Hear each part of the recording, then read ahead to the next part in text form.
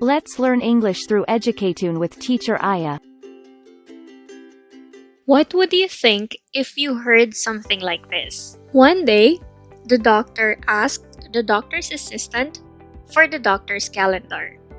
Then, the doctor checked the doctor's calendar to see what appointments the doctor had that day. Then, the doctor returned the doctor's calendar to the doctor's assistant for the doctor's assistant to use to schedule the doctor's patient's appointments. It doesn't sound like we normally speak, does it? That's because this paragraph has no pronouns. We use pronouns to replace nouns to avoid unnecessary repetition, just like what I just read earlier. One day, the doctor asked her assistant, James, to hand her the appointment calendar. Then, she checked it to see how many appointments she had that day. After that, she returned the calendar to James and asked him to use it to schedule her other patients' appointments. That sounds a lot better, right? Pronouns are the words we use to replace nouns. This lesson is about personal pronouns, which replace nouns that refer to people or things. Pronouns may be singular or plural in number.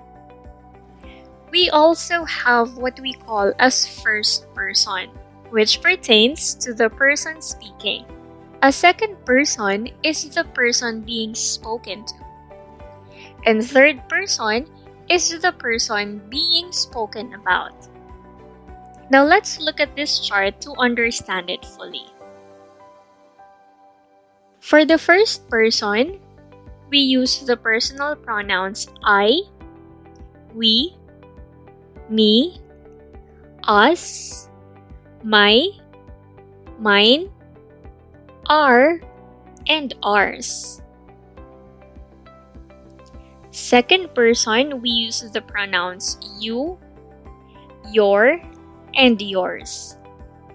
And for the third person, we use the pronouns he, she, it, they, him, her, them, his, hers, their, and theirs.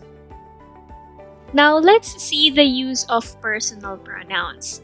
Make sure to determine whether it's first, second, or third person before we replace nouns in a sentence. Example: if Anna is the speaker and Anna is talking about herself, then her sentence should be in the first person pronoun.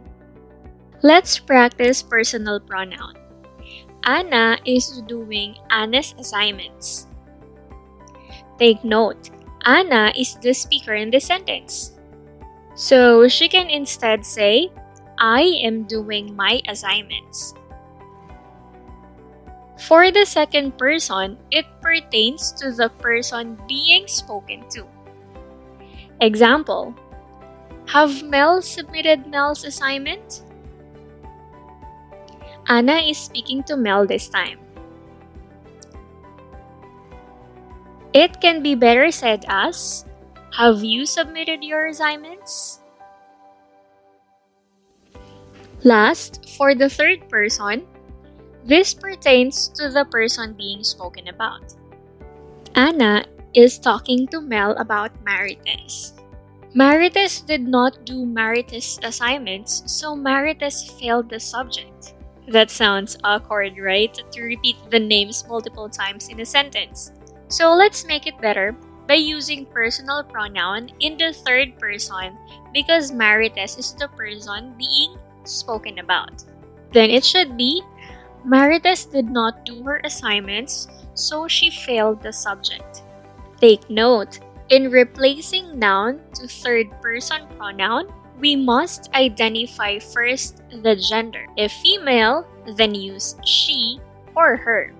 If male, use he or his or him.